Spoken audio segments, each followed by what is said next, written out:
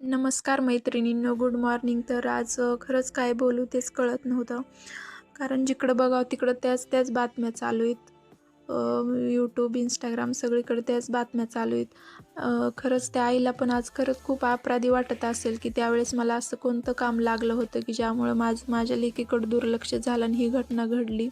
खरं तर ज्या गोष्टी घडणार असतात त्या कधीच टळत नाहीत, त्या होऊनच जातात. पण देवाकडं माझं एवढंच मागणं आहे, की देवा इथून पुढं तरी अशा गोष्टी घडून देऊ नको.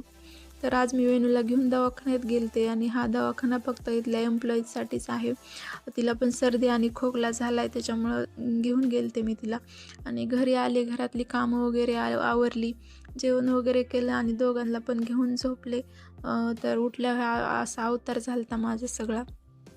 तर आजचा दिवस खरंच खूप इतका बोरिंग गेला का नाही.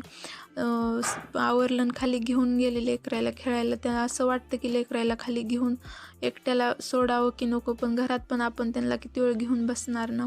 पण आपण आपल्या लेकराला एवढं तर नक्कीच शिकवू काय शकतो. आहे? गुड टच काय असतं, बॅड हां. टच काय असतं, काय हे आहे? नक्कीच शिकवू शकतो.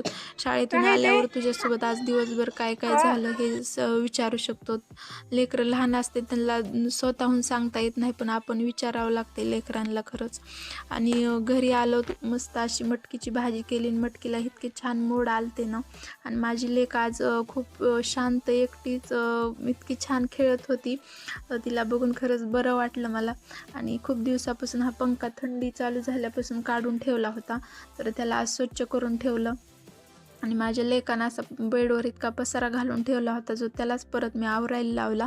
आणि असा गेला आमचा आजचा दिवस. भेटूयात पुढच्या मिनी ब्लॉग.